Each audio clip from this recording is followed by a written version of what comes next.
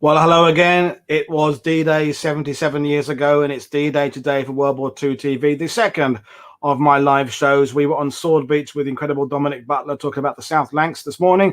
Now it's Juno Beach, and we have a return guest to World War II TV today. So Brad St.Croix is joining us from Canada. Good morning for you, Brad. Good afternoon for me. How are you doing? Hey, good morning, Paul. I'm doing well. I'm really excited for this one. Thanks for having me on again. It's a real pleasure. And we have Mag, my other half, on the beach there. Good morning, Mag. You want to just say hello quickly? Hello, everybody.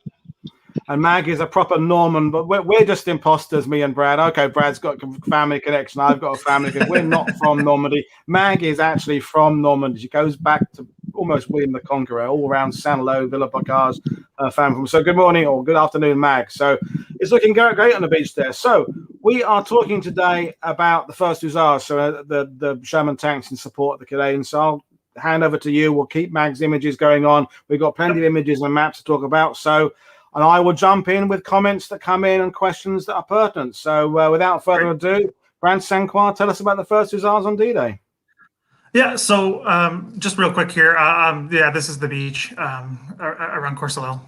So I just wanted to start off actually saying, and get this out of the way now, I do have a hometown connection to the First Hussars and why I'm so interested in this unit in particular.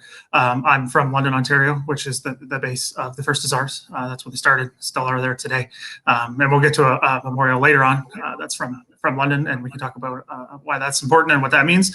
So yeah, anyway, I just want to get that out of the way. So if there's questions of bias, there's a little bit. So we're all biased. It's just admitting it, isn't it? Yeah.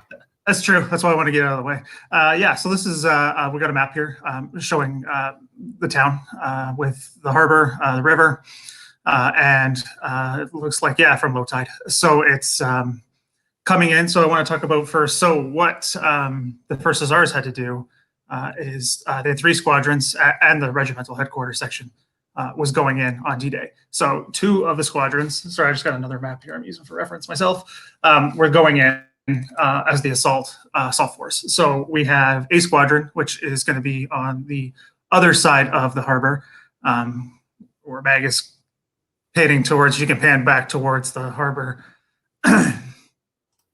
It's on that side, and then yeah, they are in support of the Winnipeg Rifles, and then on this side is going to be B Squadron supporting the Regina Rifles.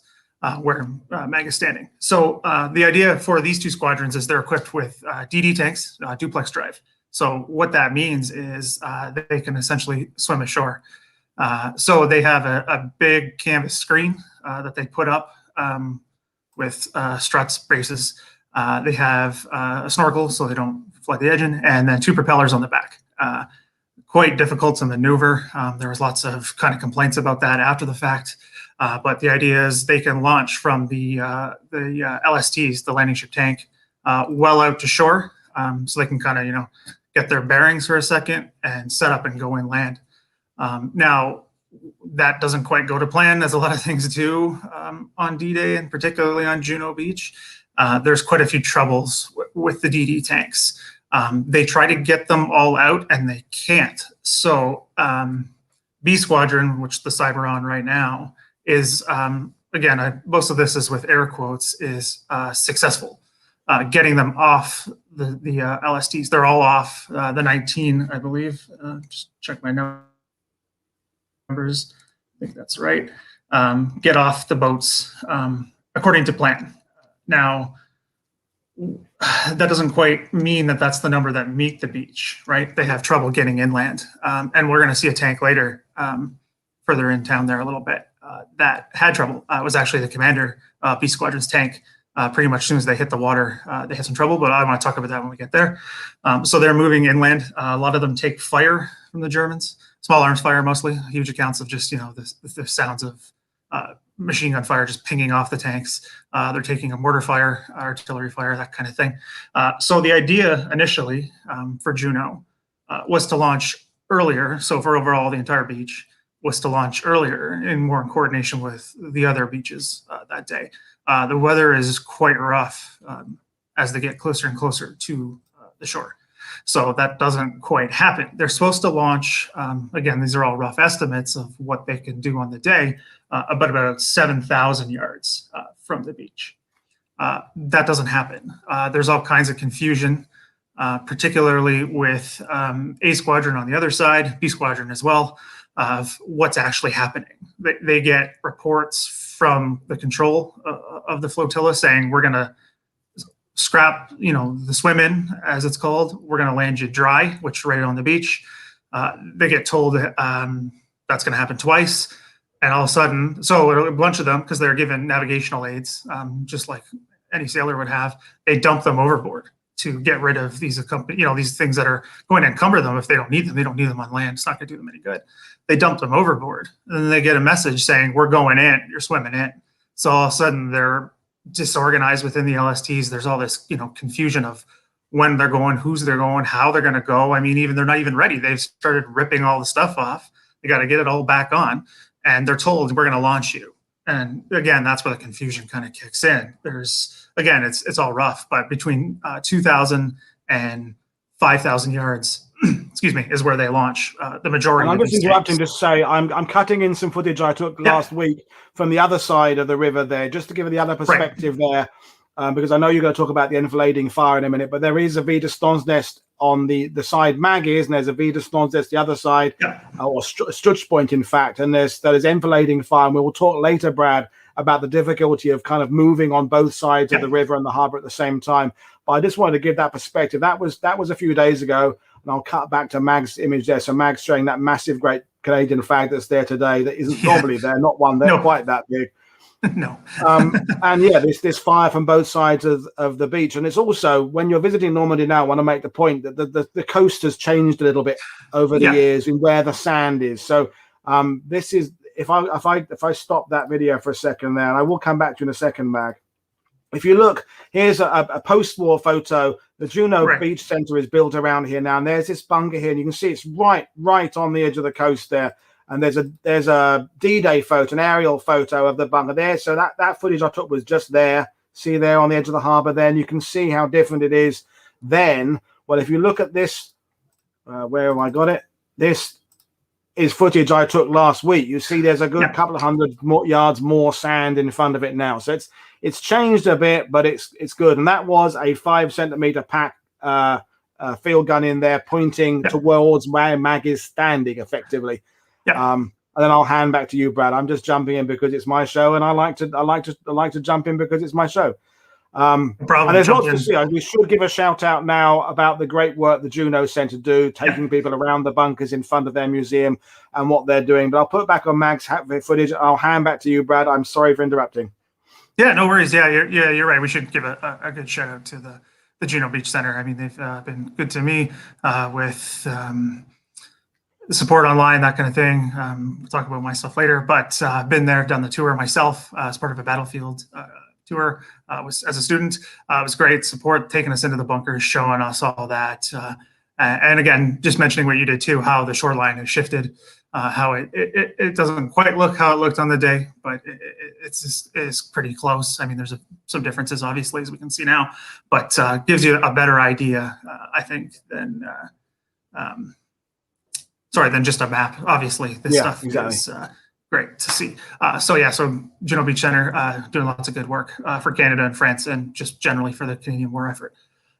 So what was I going to leave off with there? Oh yeah, so moving inland. Yeah. So again, like I said, there's this confusion of what's going to go on, what's going to happen. They eventually get the order that they're going to swim in. Now that's kind of when the trouble starts. So we can talk about if we can do A Squadron first on the other side. They have a bit of trouble, and I think that's a bit of an understatement. They have trouble from the get-go. I mean, one of the LSTs is hit after only one tank is launched, and it begins to list, and they can't get the rest of them off to launch them towards the beach. So that right then and there kind of limits the firepower that's available on that side of the beach, which causes some delays in the advance inland, like we just talked about. There's all these concrete emplacements. There's more than one The machine gun nests apparently are everywhere, and there's a whole bunch of them all over the place. I mean, the accounts I've read were just intense about what they faced. And this is just the guys. Yeah, here, this map is amazing, showing, yeah, the underwater defenses, the nests, all that stuff. This is a really good one to kind of illustrate what they were facing. I mean, and Mark Milner, who you're going to have on tomorrow? Yeah, tomorrow. Oh, yeah. Yeah, calls this like the strongest point, like local point of the entire invasion. And I mean, that's contentious, obviously, and we got lots of people watching from everywhere. But this is just with all the concrete emplacements and just the way it's set up, it is very difficult to take. And I mean, you and me have talked about this before when we did the photo. I forget the name of the show. Talking about them coming ashore, and we saw the bikes. Talking about how there's this perception of Juno is somehow easy or not difficult because of these photos that are taken after the fact. And I think that's kind of what's going on here too. So yeah, this is a cool memorial. So this is the Royal Winnipeg Rifles. Their nickname is the Little Black Devils for obvious reasons. So that's really cool to see the memorial again. Haven't seen it so in a long time. So that's cool. It's great to see. They had, again, I don't want to use the word easy time, but they had the easier time coming ashore because, like I said, the A Squadron has the more difficult time because they can't get as many tanks ashore. But B Squadron launches all their tanks as planned. They all just don't make it to shore. They have a few that go down to mortar fire. One goes to mortar fire. One's lost to the rough seas, which we'll see later. And one, unfortunately, is a victim of friendly fire from one of the rocket ships. So I can only imagine what that would have looked like in the brutal nature of what that would have happened, when that hit that tank. Additionally, also for A Squadron, they do bring in one that LSD that's supposed to be DDs, but they land them dry. They have trouble because they hit, as we can see, if you can go back to that map. We just lost Mag for a temporary there. It happens sometimes. The map, there we go. There we go. Yeah, it's all good. I'm sure she'll be back. Yep, she's back now. So they get caught up. There we go. So anyway, sorry, they get caught up on these underwater obstacles that you can see. Again, the details are kind of sketchy of what does what. I mean, because it's just our chaos that day. I mean, again, most people who are watching the show know that, right? That the day is like a blink, so it's kind of hard to kind of factor in what did what. But anyway, so we had a question, sorry, Brad, about the number of buildings on the coast. Mag, if you can pan around to the left a bit and kind of hold the shot down the path, down, that kind of shot there. Just kind of hold that there.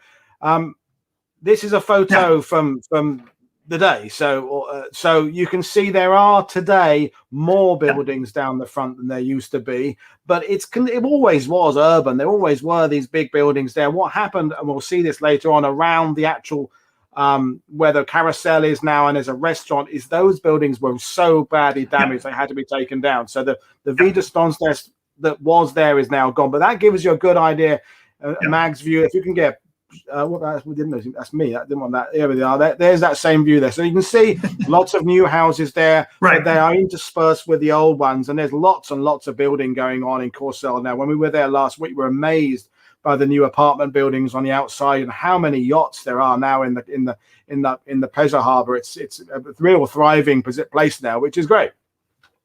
Yeah, I mean that's kind of. That was the point, right? It was the point. Yeah, that's like I know, and I mean we can maybe talk about this later if we get some time. But again, there's always that contention of it's a battlefield. I mean, you've talked about this on your show many times, but I was there, and it's been a long time now, 5 years or so, and just to see the buildup is quite interesting, right? Because for me, like I'm in Canada, right? So we only see photos and maps of the time and all that kind of stuff. So to see the kind of changes that have taken place, I mean, it's great to see because this is the home of the French people. This is what the point of it all was. But it is a contentious issue for some, not for me. I mean, it's their home. What can you say? But anyway, so it's more built up now. So Matt, I'm going to interrupt you again. So Mag is pretty. If you pan just a little bit to the left, Mag, so you can show the restaurant. Yeah. Kind of. So hold that shot there, Mag.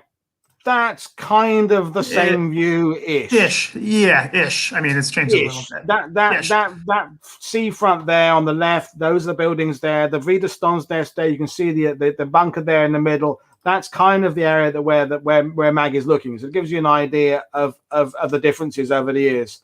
Yeah, it's changed a bit, and sure, there's new buildings, but yeah, more or less as it was. And I'll let you talk again. I do apologize for interrupting you all the time. Yeah, go ahead. Your knowledge of this area, especially more recently, obviously, is better than mine. So it's all good. So those strong points again are very, very difficult to overcome for the infantry.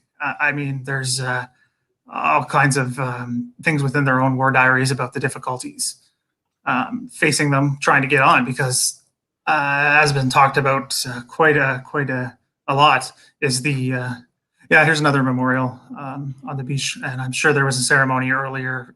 It was about 2 hours ago. So again, I want to make the point, I did it this morning in the Courseulles Beach show. No, there are no numbers of British people here apart from those of us who live here. There aren't many Americans here, there aren't many Canadians here, but the memorial services, the wreath layings have gone on as normal. They're still there. The flowers have been put there. The French are doing what they've always done, and the Regina Rifles there.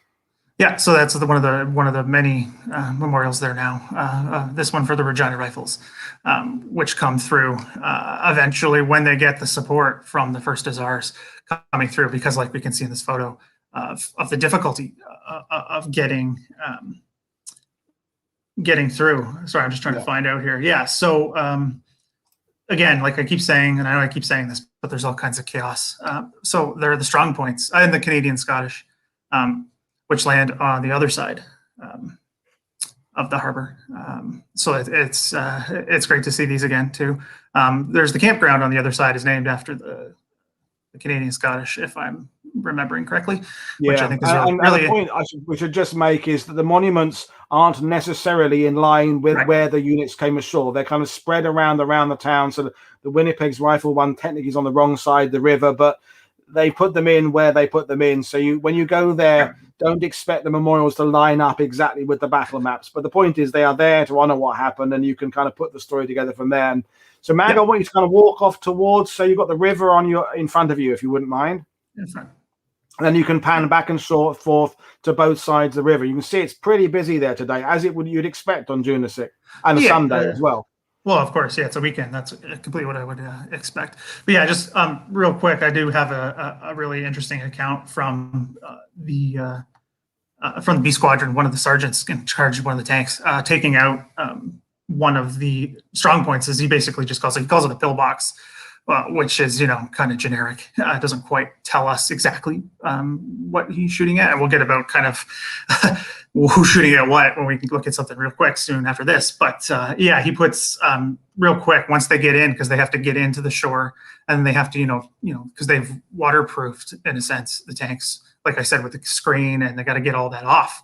They can still use the gun when they're out to sea because they can shoot at elevation, but they can't take things out when they're in close, and it's just an encumbrance to them on land.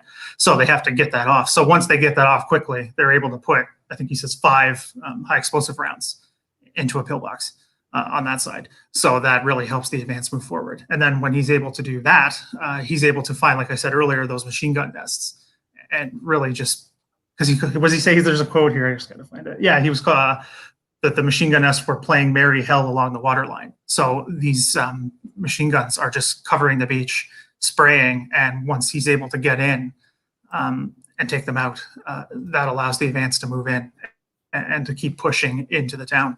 I think I saw something from, you may have already put it on screen, but David O'Keefe talking about the assessments. Yeah, they're very positive of the armor, rightfully so.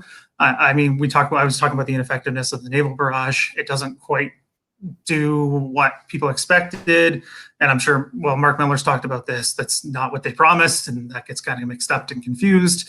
But anyway, the assessment of the tanks is positive and glowing. I mean, there's a letter in the war diary of the First Hussars from the commanding officer of the Little Black Devils about how they wouldn't have been able to get off the beach on the other side of the harbor that we're looking at from now, without the First Hussars. He said that it would have been taken so much longer and so many more casualties for both his unit and for the company of the Canadian Scottish who landed on the same side that they did. On the other side, where the campground that's named after the Canadian Scottish in that area. So that I think is quite telling about what the role that the tanks had, like right as they get on the beach. Yeah, and worth mentioning, I think, because of the real problem with the DD tanks on Omaha, I think that has been spread out by people because they've heard they were so lacking on Omaha Beach. They've assumed that as a piece of technology, the DD tanks were universally bad, and of course they were pretty damn good on Utah. They were pretty good on Sword, pretty, as you're explaining, very effective on Juno and Gold.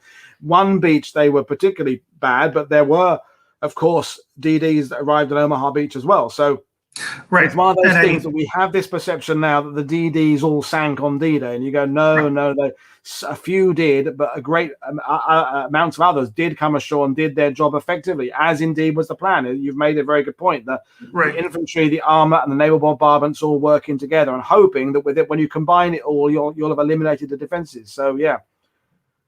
So I mean, I don't want to get into the whole Saving Private Ryan, but that's going to come up, I assume, in the comments or by one of us eventually.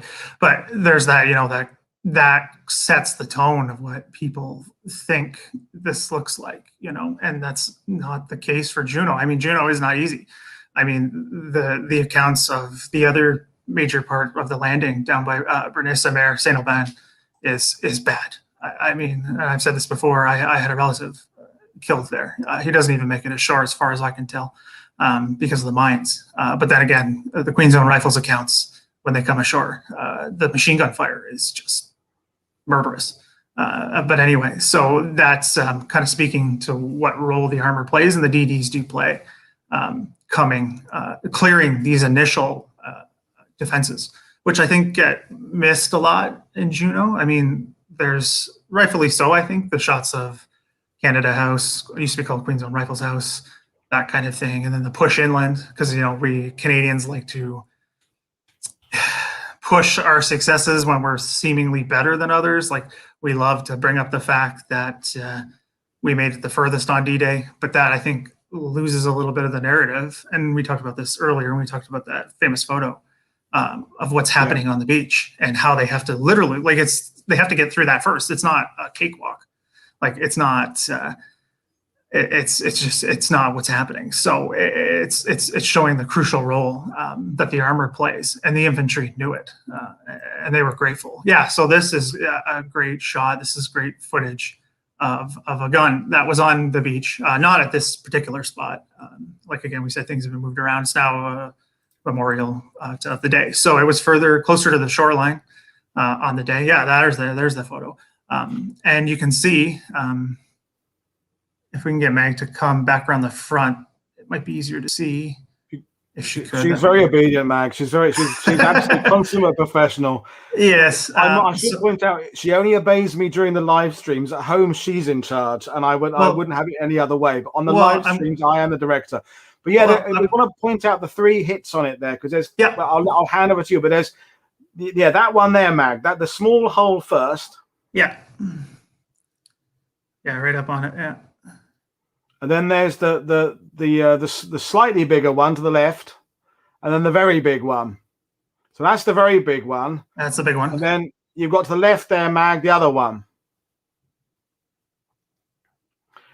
So our theory is, Brad, we confirmed this before, is that the order of hits is the little one on the right first, then that one is number 2, and then the one in the middle is number 3, with a Sherman tank getting progressively closer to its the gun. So right, yes, they are almost certainly Sherman 75mm holes. That's what Brad is about to explain if I didn't keep interrupting him. It's all good, Paul. all good. Yeah, I mean, again, none of this is 100% certainty. I mean, I wouldn't be like, go to Vegas and put money on it, but it's what we can tell by the accounts, and the evidence that remains is that's what happened here. So again, there's that account I read earlier about the guy getting getting the shells off, the high explosives.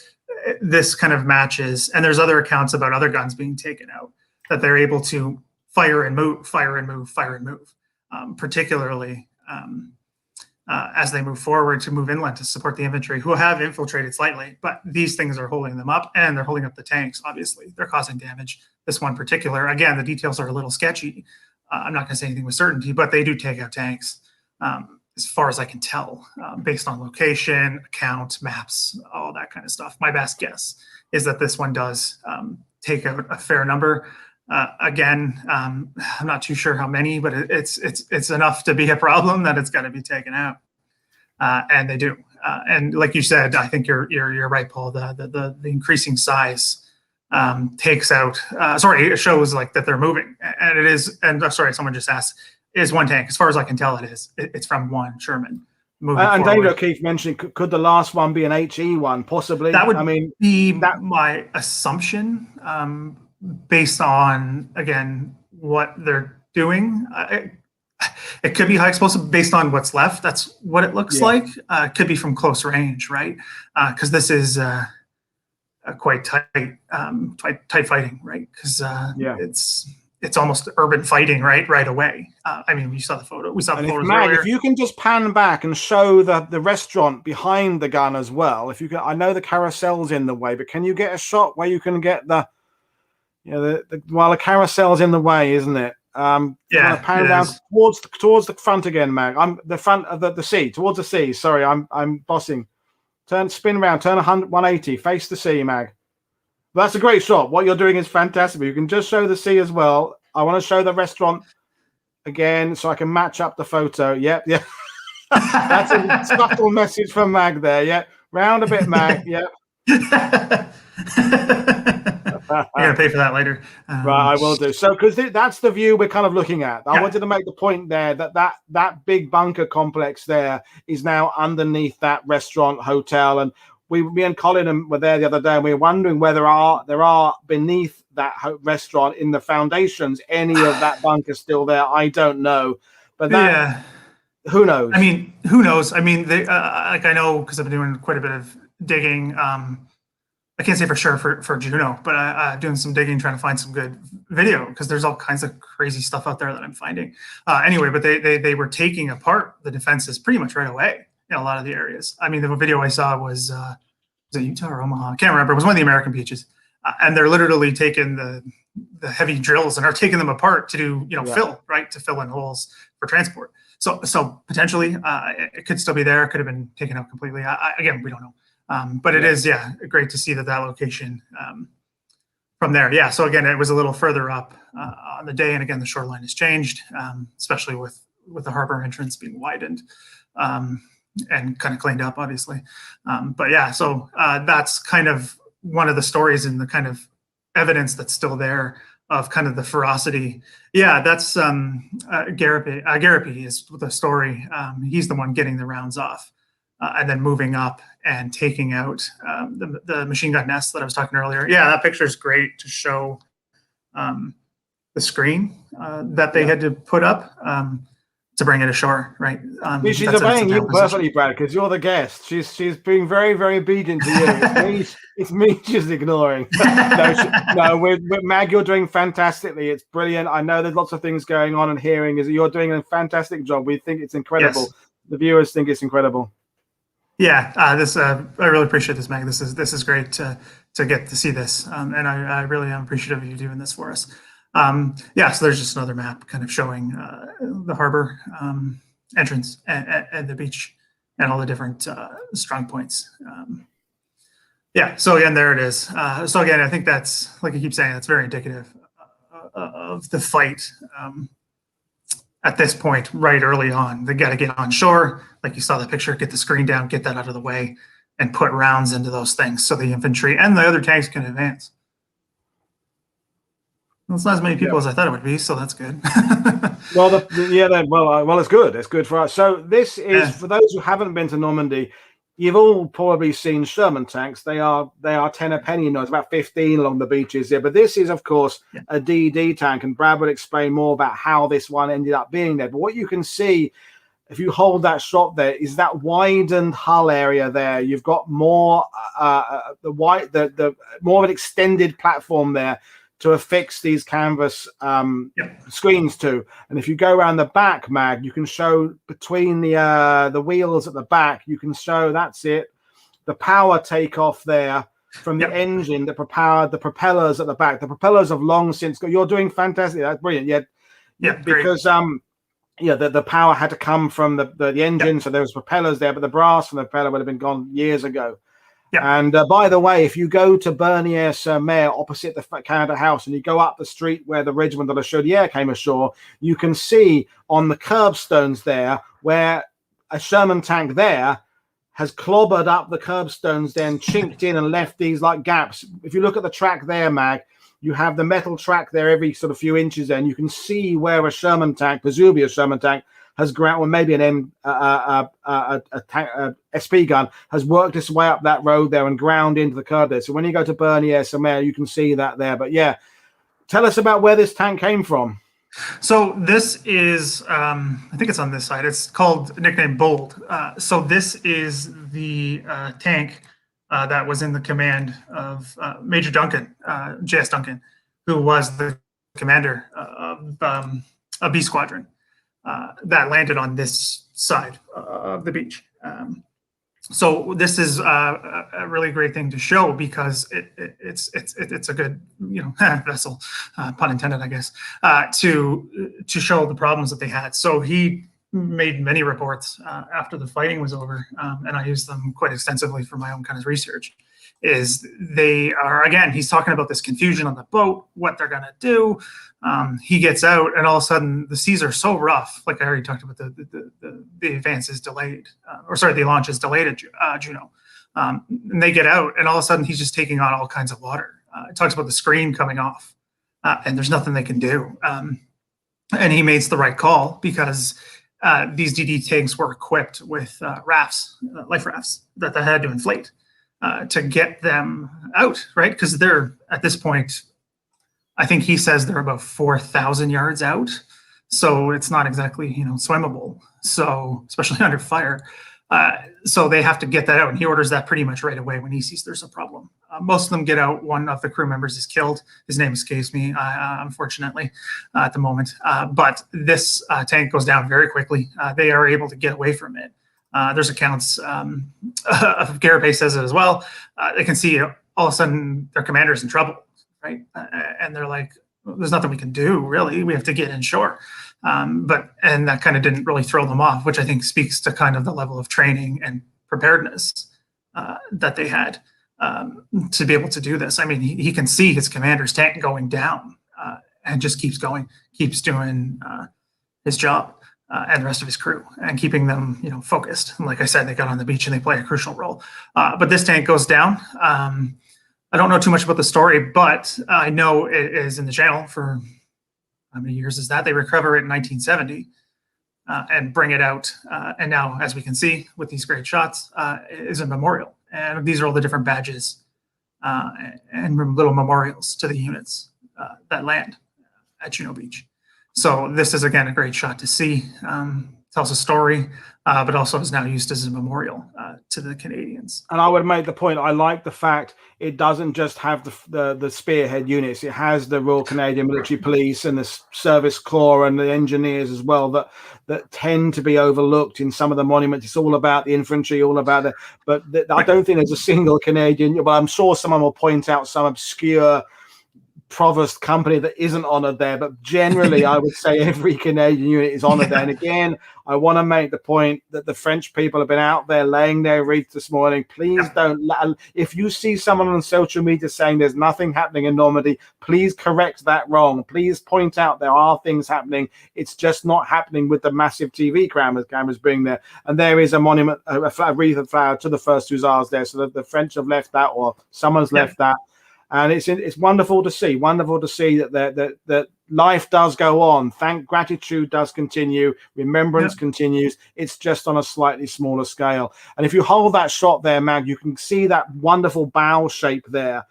And the whole point is, I'm interrupting Brad again, is when the canvas screens are erect around the side of that, the pocket of air within that canvas is enough to make the whole tank buoyant, albeit it's better in practice than in principle than practice. But it does work, and it does. As we said, when it works well, Sherman DD tanks do provide a fantastic punch. And as been said by David O'Keefe and others, you have to look at what was achieved on Juno. It probably is the most successful use of armor in those first couple of hours of any of the beaches.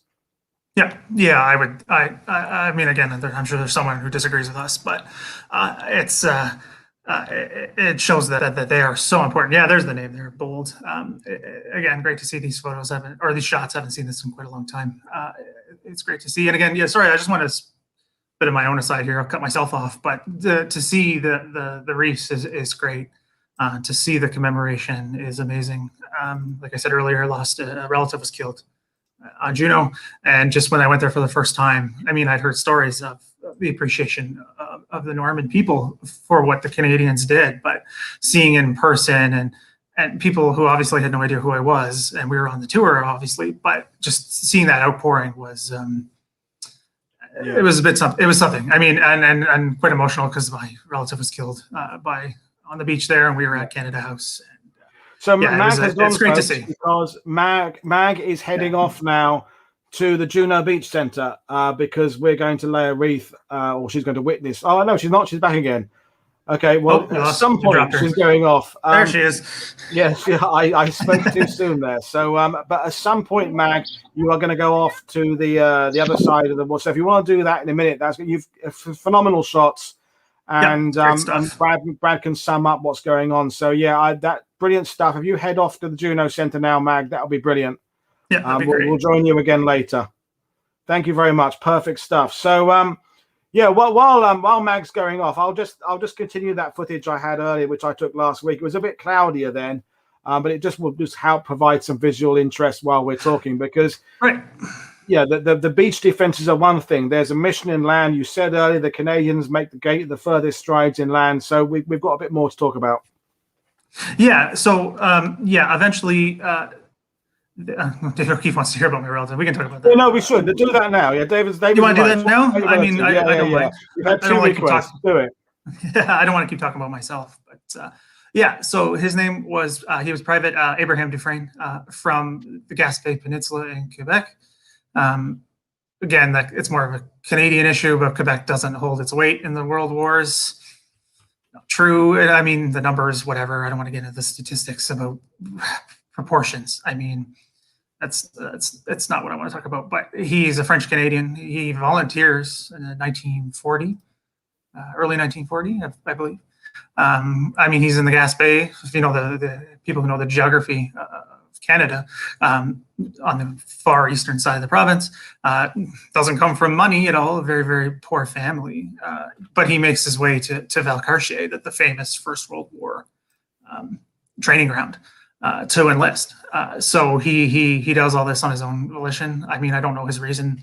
He doesn't leave any writings or letters even, unfortunately, as far as I'm aware. The family was huge.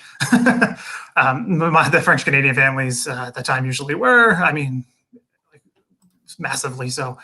So I'm not sure what the relations were between everybody. But anyway, so he volunteers. He's in England for a very, very long time. He's a member, I think I've said it already, of the Regiment de la Chaudière. He's with them his entire service, same company. He has a bit of a discipline problem. Not unusual. nothing major. It just goes AWOL. I don't know, like 6 times for like 2 days at a time, that kind of thing. Okay, yeah. That's gonna happen. I mean, I'm gonna take a more positive view of what that meant. Maybe he had made a friend in England. I don't know. Trying to see them. I don't know. I mean, I'm just trying to take the more positive view. Don't know, have any idea. Anyway, just gets like the pay doc, that kind of thing. Nothing major. It doesn't obviously get promoted, so maybe not leadership material, but he does. He's part of the wave. So, and there's just so little detail on him. He writes a little bit. It looks like he can write in English, from what I could tell. But as French-Canadian speaking unit, they communicate in French. They speak French. I mean, there's all kinds of stories when they come ashore. The Normans being kind of surprised, being like, who are these guys and why can we understand them? They can understand us because they think they're Brits or whatever. So it's quite funny. But yeah, as far as I can tell, he's in one because the Chaudière, sorry, going too fast here, comes later, right? Because the North Shore Regiment and the Queensland Rifles come in first. Then the Chaudière is the follow-up. But as many people here probably know, the beach is backed up. Happens at Bernays, Saint-Aubin, happens here too. They get bunched up. So they are coming in, but the tide is coming up when the Chaudière are coming in.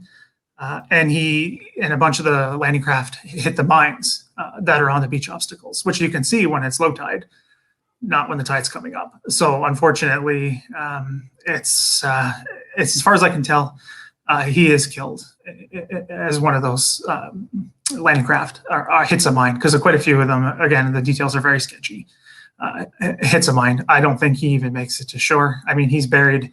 I didn't plan on talking about this, but there's a cemetery, temporary cemetery at Bernays-sur-Mer at the time, and he was buried in there until they consolidated the graves at Benny. So it would have been around here somewhere, ish. That's Burnley. Yeah. The temporary cemetery was along the front here somewhere. Yeah, it's in the just off well, at that time the main road. Then just back off. Anyway, so he is my family connection to all of this. There's the details are always sketchy, but the family going all the way back does have connections to Normandy, which a lot of French Canadians do. So it's why I want to do this. This is why I like talking about Normandy, the Canadian role. Obviously, I'm a historian, but I like talking about kind of why I have these connections and like I said earlier, these bias. But yeah, sorry, I get a little bit emotional talking about him. When I first saw his grave, it was well, that's David's fault. We'll blame David for asking you to do it. But, you know, and obviously this has spurred you on to go into history. But we'll while Mag's driving off to Juno Beach Center, so let's talk about the summary of the First Hussars over the next few hours or days or weeks, wherever you want to go. I mean, they, of course, if you're going to stay tuned, World War II TV fans, on June the 11th, we have Mike Bechtel joining us to talk about Le Menil Patrie. So unfortunately, some of the guys that do very well on June the 6th don't have quite as good a day when it comes to June the 11th, and they're pushing inland. So that, come back and join us for that show there. But if you'd like to kind of summarize the taking of the town, that would be great. And then we'll join Mag for Juno. Yeah, so coming ashore, we just talk about Courseulles, because that's what I prefer today. Oh, thanks, Dave. That means a lot. The details are sketchy. One account just says, we cleared the obstacles, we got in, we took the town. There was hardly anybody here. So as far as I can tell for that one tank, that they were able to push, the Germans melted back. I don't know how many were actually there at the time. But they were able to get through the town. Again, this is all relatively speaking, but easier than the beach itself. And they push on. They do start losing tanks to, the dreaded 88s, all the other fire. There's mines. That takes out the commander of the whole regiment's tank, actually. They think it's all good. Again, the accounts vary, but it's about an hour to an hour and a half takes them to get off the beach. The infantry have pushed inland, but because the Germans have blocked the exits, they have to wait for the engineers to get ashore. I think somebody mentioned the funnies and that kind of thing, getting on and clearing these different exits. So once they get off, they think it's fine, because the commander, there's accounts of him basically going up and down the beach with his second in command, being like, where are we going to get out? Under fire, he says, with all kind of coolness, it looked like it was an exercise. Again, how much is that made up? I don't know. I mean, he's also the one approving the war diaries, so they got to think about that too. But they do get off. But as soon as he gets off, it hits a mine, disables his tank. So he's got to, again, there's improvisation, things go wrong. Keep going. So also there's another account too of one of the armored cars. I'm not sure which one it would have been, but hits another mine at another exit. And another well-known, I guess, relatively speaking, the First Hussars, Lieutenant Gordon Henry, for anyone who knows Mark Milner's book, saw Mark Milner's presentation, saw me talk with Mike Bechtel yesterday. We talked about him. He takes his tank without any orders, as far as I can tell, and just drives into this armored car and gets it out of the way. Sorry, I'll wrap up real quick because we're moving towards the center here. they get off and they go support the units that they're supposed to support. So there's one more squadron that is equipped with just the regular Shermans, C Squadron and the regimental headquarters. They come ashore. They have a dry landing, as they call it. C Squadron's support is for the Canadian Scottish as they push forward. And then the 2 squadrons support the infantry battalions that they land with as they push forward.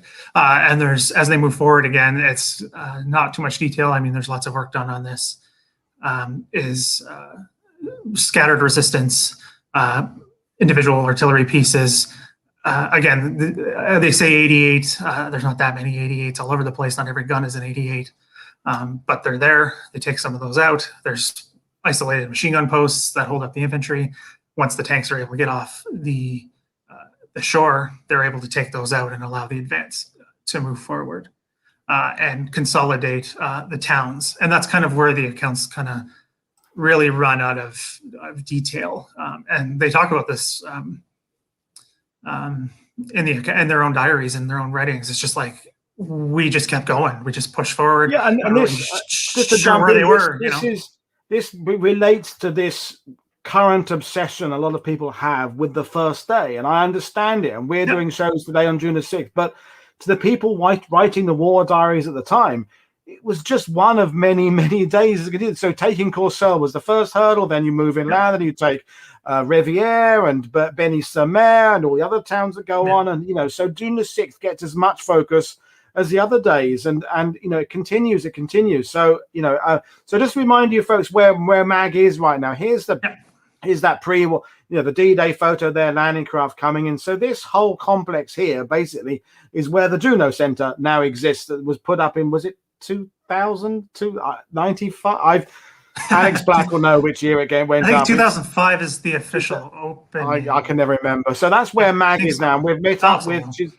She's met up with Romain, and if you remember Romain, he did the wonderful Normandy Resistance film with World War II DV a couple of weeks ago, which is great. And the Juno Center, the titanium building with the shape of a maple leaf, and it's got obstacles and tanks, and there's a Bofors gun and a 25-pounder, and there's the bunkers in front, and lots of stuff to see there. And what they're going to do now is they're going up to lay a wreath on behalf of the Normandy Battlefield Tour Guides Association that Mag is the president of. In addition to being a cameraman for me, she's also the president of that. So there's a lot to 2004 is 2003 first open, 2004 was the big ceremony. So it's which makes sense. Coming up for 20 years. I get the 2005. Oh, the 2005 is the new Canadian War Museum here in Ottawa. I was getting the dates mixed up. Yeah, that was open for VE Day. These are some of the obstacles that were put in place on the beach.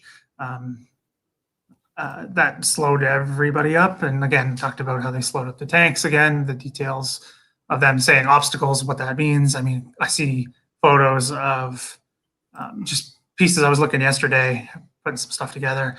Just pieces of wood kind of strewn about, so that kind of, as we have that, that image of kind of the German defenses, the 25-pounder gun right there, which there are a whole bunch of here in Ottawa, but obviously a lot in Normandy. And worth mentioning 62 for some reason.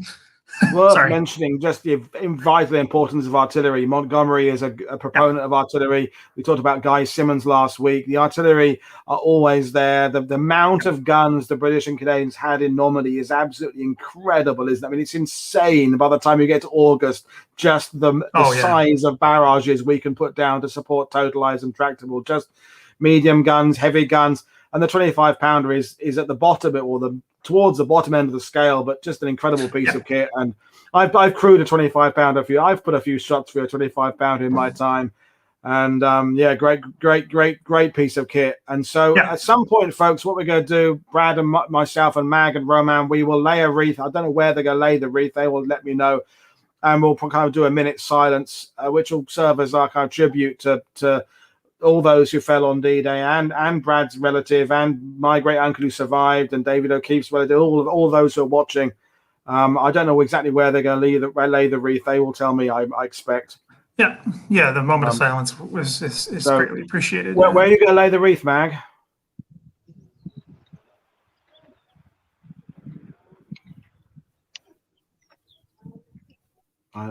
Oops, she's gone again. Oh. Oh well, she'll be back in a minute, I'm sure. Oh, we lost her. Yeah, we lost her. That's yeah. okay.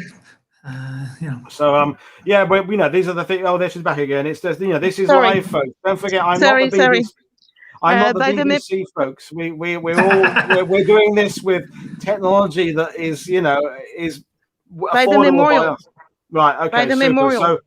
So what we're going to do is we'll do a minute's silence when you place the monument. We'll be silent for a minute and then we'll carry on, and Brad and I will sum up what was going on. So yeah, it's a I'm surprised how quiet it is there. I know the ceremony was this morning, so I guess people have gone off to other ceremonies. They may be at Benny Cemetery or something, but I guess it's good for us. So good. So I will kind of hand over to Mag now. I think Mag's. Tell us when you're gonna do it, Mag. C'est dans 10 minutes à peu près. 10 minutes. 10 minutes, okay. Do you want me to go to the beach? Yeah, go and have a look at the bunkers. Sure. Yeah, we can go to the bunkers. Or the wall. Have a look at the wall. No. Francois is here. Sorry. Hello, Francois. So we can do it now, as you want. Whatever. It's up to you. Do you want to do it now? Yeah, let's do it now. Then we'll go to the monuments in a minute. Romain, on fait maintenant. No, we're doing it at 3 apparently. Okay. So c'est à 3. À 3 heures. Have a look at the brick. We'll talk about the bricks, Mag, on the wall. Yeah. That's Francois, another Normandy guide. So this was one of the projects to acknowledge those who had a family member. So people could pay for a brick, and it could be someone who passed or someone who served but survived the war. You could do it to a unit. You could do it to a town.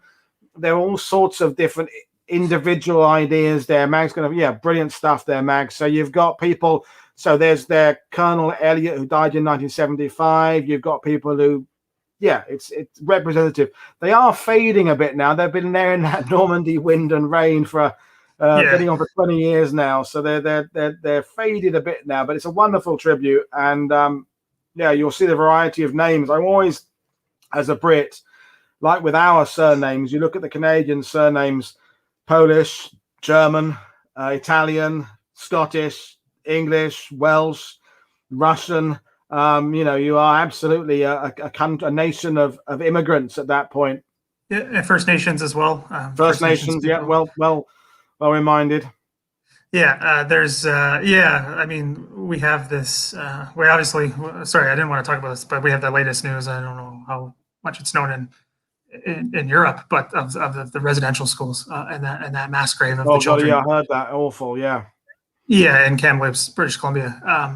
Sorry, we're get a little upset about that too. But talking about the First Nations veterans play a huge part in this too.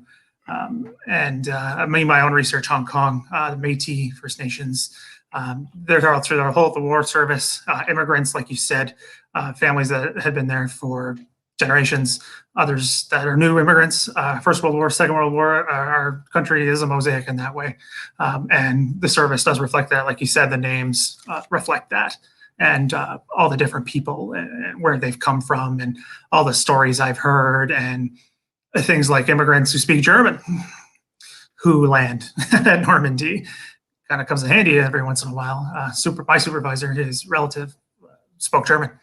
He fought with the South Saskatchewan in Europe. So it's just a story of all these different people that make up the Canadian war effort. It's French Canadians, English Canadians, new immigrants, First Nations. It's a representative of the country. People of color as well are part of the Canadian forces. Yeah. Very few. There is no official segregation or barring based on color. And I'm not saying it doesn't happen. It's because it did. But we do have representatives of all the different communities in this country. And perhaps it's not an appropriate day to mention it, but when we look about what was happening in 1944 with all these nations cooperating, and some were republics, some were monarchies, some were socialist leaning, some were right-wing leaning. They had different ideas of systems, different constitutions, but they all came together. And right now, the reason Normandy is quieter on this June the 6th is because of COVID. And it does strike me as ironic that the world has not been handling COVID on a combined front. Every country seems to have been doing it in their own way. And you kind of wish there had been sort of an Eisenhower overseeing the whole thing and say, look, we need to do this as a world and as a community of nations, as opposed to doing it individually. But that's, I don't want to get into politics so deeply, but I think it is telling that we could do things together so much better back then than perhaps these days. We need an Ike to save us right now. That would solve a lot of problems, and tell people tell people get over their own crap and get fixing the problems. But anyway, so we're showing that monument there as a request for Sam Cowan. There, she wanted to see the Indigenous Peoples Monument, so that was Sam sent the message to me. I sent the message to Mag, and Mag did it there. And then apparently the director of the Juno Center is going to come out at 3 when we actually lay the wreath there. So that'll be quite nice. And, again, reminding people there are still things happening in Normandy, just on a slightly smaller scale than normal. And, the Juno Center took a while to happen, but I'm glad it's there now. And like the Vers-sur-Mer British Memorial that's been dedicated today, the more things that go up to honor what these people did, the more things that go to educate, the better, as I see it. I have quibbles about sometimes how monuments are set up, and people know my feelings about the Vers-sur-Mer Memorial and the date-wise, but I still am I'm pro it, not against it. I'm pro things that help us go back. And the Juno Center is a case in point. I may not agree with every exhibit inside it, but I'm glad it's there. And I'll let you, the Canadian, explain what an Inukshuk is, in case there's someone watching who doesn't understand. Okay. I can explain it. I'm not a First Nations person myself, so I can't speak. I know what it is. It's used, again, from the colonist settler perspective. We're seeing them as a symbol. It's an Inuit symbol. It's used as a way marker, a memorial, a representative of the community. Again, I'm saying this as a settler, but it's got this hugely symbolic importance to First Nations people, particularly Inuit people. I'm sorry, I'm not using the correct name. It escapes me at the moment. I apologize for that. But it has been taken on in some, I would say, negative ways. It's been used as kind of this overall catch-all marker without, again, don't want to keep bringing up the unfortunate events of recently, the discovery of the grave, but things like that, it's been used not understanding the context. But I think this particular example is great because it's at a place of marking Canadianness. I'm probably going to get jumped on for even saying that. Yeah, and someone saying that Inuit don't see themselves as First Nations, which is true. Separate group, they see themselves separate. But anyway, so it's great to see that there's this representation. It needs to be said. It needs to be there. We need to address this as Canadians. It's a problem. I'm going to come out and say this. I don't care if people don't like it. It's true. We have not done enough. This is a small gesture. It's a great gesture, but it's small. We got to do more. And I think that's a perfect example of the little things that have been done, but we're not there yet. We're not even close. Sorry, I don't want to go more on about more current politics, but that's there. I made my point about COVID. I think these things are relevant, and it's refreshing that generally we're seeing more of an understanding of the different variety of participants in World War II. We're seeing more about African Americans in the USA. We're seeing more about the Poles and the Czech resistance and all these things there. You look at the old movies of the 60s, The Longest Days, and it's very white. It's very Hollywood. It's very non-inclusive. And not that I'm some kind of woke modern people. It is important to remember that things like Overlord and Torch and Salerno landings and Imphal. Look at the 14th Army out in Burma. When people say it was a far away campaign, I always say, well, it was far away for the Brits going to Burma. It wasn't very far away for the Indians. It wasn't very far away for the Nepalese, the people that were coming from what became Pakistan. So we have this whitening of history that needs to be addressed, and understand that many people of different colors participated against the Third Reich and against the Japanese, and we need everybody's help. And sorry, but you make a great point. Representation matters. I do believe that because I know people who have said that to me, so I have to believe what they tell me. But also in terms of telling the historical story, if you're not telling the perspective, something's being missed. You're missing something. And again, there's this whole, an older issue, I would say. It's not a big issue, but the English-French divide in this country, which used to be seen as the main problem. Again, I use the air quotes there. But to me, that's important. Yeah, Canadian Forces wreath there, which is great to see. And I think the more people we can get involved in understanding this, the more people it feels it's everybody's history. The First Nation people should feel it's their history. Black Canadians, Black British, African American, Indian, everybody should look part. I don't want to go down off on a tangent, but this is everybody's history. It's a shared history, and the more we make it inclusive, the more they will feel it's their history as well. It brings us together. It's a very good point. So I think we're going to do. Are we going to do the wreath laying now, Mag? Yeah, I think we're good for time. I hope so. They're coming. Okay. And brilliant photography, Mag. We think you're brilliant. It's amazing, and it's lovely to see all these wreaths. It's just for those who can't be here, who would normally be in Normandy this time of year. It's great to see that there is still this acknowledgement happening, as we knew it would be, but. It's just great to see the actual flowers there. And to see the Chaudière one, obviously, has personal importance for me. And sorry, I get a little emotional talking about this stuff. No problem at all. Because it's just, it's a hugely important part of my life in terms of, because when I took this trip, it was just, people say this about travel, but for me, it was literally life-changing in so many ways.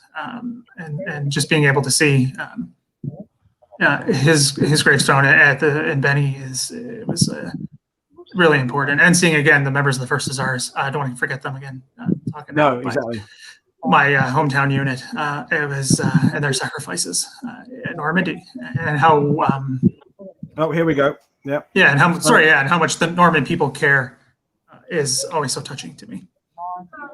So this is Mag is filming. That's Romain Breget. Romain's a fantastic guide, and he did our resistance show about Normandy a couple of weeks ago, and this is on behalf of Normandy Battlefield Tour Guides Association, who are a group of guides in Normandy.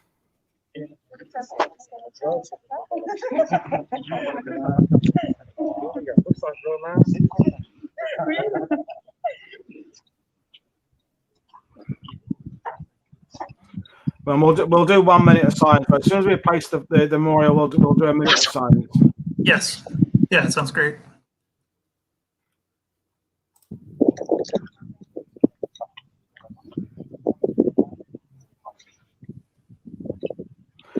I'll do a first for World War. I'll actually take my hat off, which has never happened on a World War II TV show before, but I'll take my hat off. Right. Is he coming? Oh, he's still talking.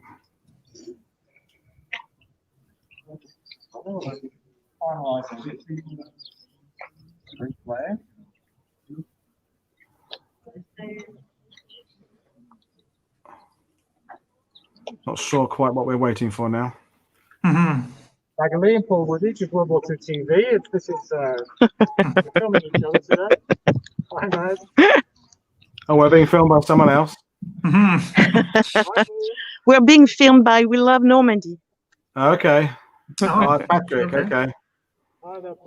Well, we're waiting for the curator. Okay, well, I'll just mute you for a second. I'll just show, while we're waiting, I'll show Brad's images from where you are. So tell us about what there is about the First Hussars in your town. Yeah, so what we're looking at here. Yes, the other, the better one. You've said that, not me. Yeah. Let's start a fight. No, I'm just kidding. So we're looking at the tank is nicknamed Holy Roller. This is located, this was taken by my dad a couple weeks ago, 2 weeks ago, or something like that. So it's fairly recent of memorial tank. So this tank was part of the regimental headquarters that landed on D-Day. It's the only tank of the First Hussars to go from D-Day to VE Day. It serves with the regiment the entire time. It's at the north end of Victoria Park in London. Londoners know it. It's a prominent memorial. Victoria Park is where all the festivals. I think we're going. We're going. Okay. Yeah, we'll come back.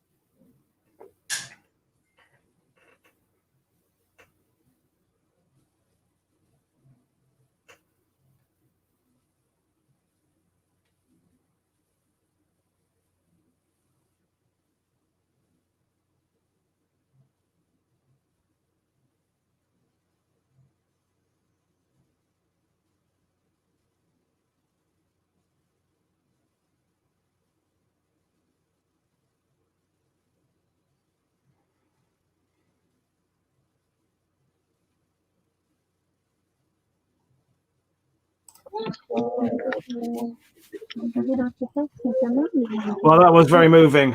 Thanks for everybody for joining in with us there. That was a very special moment. And thank you, Roman. Thank you, Francois.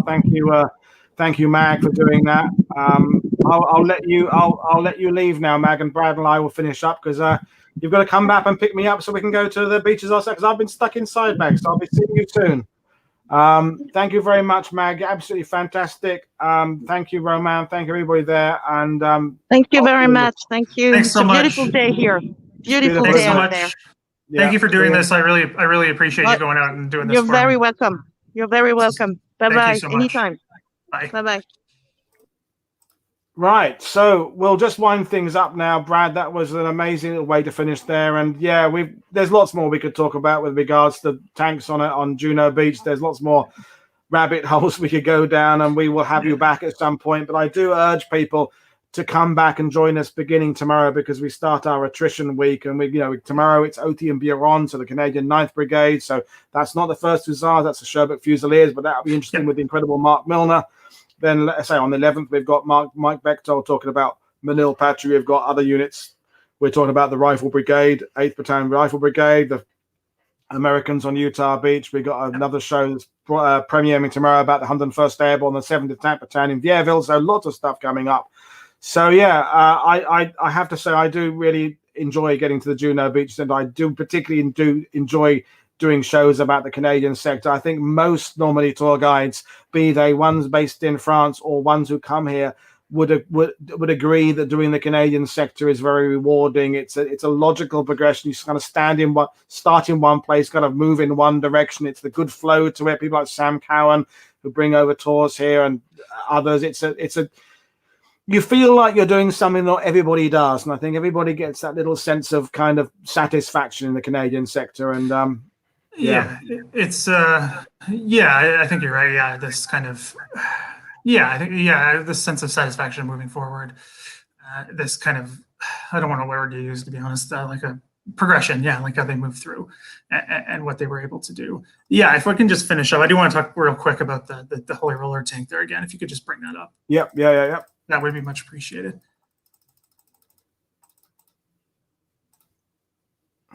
Yeah, so here's the tank. Like I said, it's at Victoria Park, where all the main festivals in London are held in that main downtown park. This tank has been there since 1950. No, later than that. Something around there, long before I was born.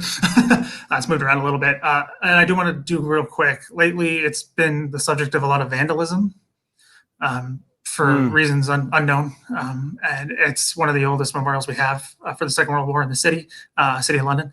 And there's a campaign for fundraising. If you just Google Holy Roller, it'll come right up. If you could support them, I'm sure they would be hugely. I have nothing to do with them. They didn't tell me to do this. They didn't ask me. They are trying to get this thing taken care of because it's been literally broken into and vandalized on the inside, unfortunately, which is causing structural problems. And for those in the Ontario area, they have a beer out, so you can support it that way. So do that too. You can find it on the LCBO. The liquor control for Ontario sells it. So look that up if you can. So again, yeah, this is kind of like a full circle for me. Like this was the first thing I knew about the Second World War, really, other than my grandfather's stories of training kind of thing. This tank and getting told by my parents of what it meant and why it was important. Yeah, so it sits there in London. It's a constant reminder of what the First Hussars did in the war and the importance of the war itself for Canadians. And thanks to you, Paul, for letting me come on, talk about a Canadian topic to a broader audience. I do really appreciate that. I do want to tell the Canadian story to as many people as I can. And this is a great way to do that. So I'm very appreciative of you doing that. Anytime. I mean, I'm very grateful. I have to give a shout out to those loyal World War II TV fans. Is that I did wonder when I started this whether if I did shows about Pegasus Bridge and 101st Airborne and stuff, they would be more popular than the other shows. And maybe at the beginning that was the case. I do have that weird phenomenon where the Carenton video with Kevin Hemel that has been seen by 200,000 people. But for everything else I've done, my shows are more or less equally viewed. People will watch it, whether it's Polish, they'll watch it Canadian, British, American, Australian. And I really like that. I really like that. I seem to have acquired a rather discerning audience who just want good history. And whether it's about the Canadians, whether it's about anybody, they seem to watch it. And that's very gratifying, because there is a world that you kind of believe that people are only obsessed by Rangers and 101st and certain of the elite units. And it's gratifying that there are people here who are spending time with us to hear about, I'm not going to say a lesser unit, but a lesser well-known unit, because I'm sure some people wouldn't necessarily better roll off the First Hussars as being a unit they would mention about spearheading D-Day. But as you've brilliantly explained, very important, arguably the most successful DD assault on D-Day. They knocked out, arguably, according to Mark Milner, one of the most formidable positions on D-Day. You know, as Dominic was saying this morning on Sword Beach is also heavily defended. Don't let people tell you that Omaha is the most defended. Possibly the worst terrain, I don't know. That's another debate. But in terms of depth of defenses and weaponry, Sword, Juno probably have more. Utah, I think, maybe has more than Omaha. These are another discussion of other days. But it's like you said, it's probably not the first thing that comes to mind, but that's kind of what I was trying to do here. Talk about, there's this, like always been my goal is Juno. It's difficult to take. Wasn't a cakewalk. I mean, those photos present this narrative that's not necessarily the case. But things like bringing up the Holy Roller, and if you're ever in the London area, you can check out the First Hussars Museum. It is super tiny, but it is there. And then there's this memorial you can check out that's out in the public. You can see it anytime. But it's just kind of bringing this message that it wasn't easy. Lots of people were killed. It was difficult. And the role that the armor played is huge, and it's the numbers literally by the end of. Sorry, we didn't talk. I think it was asked that earlier, like how many survived on. We went down a few side routes. But we should maybe summarize the actions on D-Day. So by the end of the day, the number of tanks left or fully actionable are down to almost a handful. Even for the entire regiment, there's hardly any left. I mean, they're starting to move inland after taking the towns, literally just right behind the beach, and there's hardly any left. I can't remember the number off the top of my head, but it's 5 or 6 that were actionable. Like together, I mean, there was scattered parts, and again, D-Day is this crazy day that most of the men or people who live through it don't remember much of the detail because you can't. There's just so much going on. So it's just really interesting to see that the armor plays this huge role. They take a number of casualties, but they do play a huge role. I mean, again, there's that whole concept that DDs fail, which is not true. They do fail individually. Things get swamped by the ocean. I mean, it's the ocean, it's the English Channel. There's a reason why invasions across it are hard. So it's just trying to change this perception, particularly for Juno, and not just for Canadians, everybody, that Juno was difficult to take, and things like armor played a huge role in making sure that could be done. And talking about taking a huge role, I want to pay tribute to what you're doing on Twitter with your On This Day in History for Canada, and what you're doing with your YouTube channel, because, you know, I know how hard it is starting. You know, you do lots of effort and you get 10 views and then you get 20 views. It takes ages to build up a head of steam behind you. But, you know, as I'm not saying I'm old, but you are definitely the next generation down from me and David. Sam is the next generation down from me and David. And so it's important that people are using these new things. And I think things like Twitter and On This Day and is important. And it's not just you doing it. Project 44 has been mentioned in the sidebar there. Yeah, they're doing incredible work. Nick Stanley with his minesweeping account doing almost daily understanding of minesweeping operations. These are the ways that we hope will break through to the younger generation. I'm not being cliched saying millennials don't care about history, but they will be accessing history by slightly different ways than I accessed history when I was a teen. And we can't discount the importance of social media and YouTube. And so, yeah, people say, oh, you just run a YouTube channel. Well, I'm very proud to run a YouTube channel. I'm very proud to be able to bring people of your caliber and David O'Keefe and Mike Bechtold and Mark Milner and all the others I bring. It's important that people get access to historians, not just via the medium of print, because some people, weird people, just don't buy books. I mean, I don't. They do not. They scare me a bit. Yeah. Yeah. Sorry. Yeah. They don't.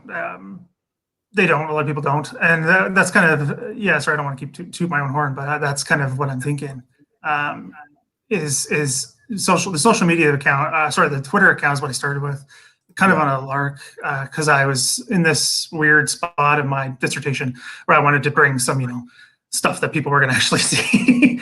So I just kind of noticed it didn't exist, took a shot, and it kind of took off. And I did the YouTube because I agree with you. Some people don't buy books.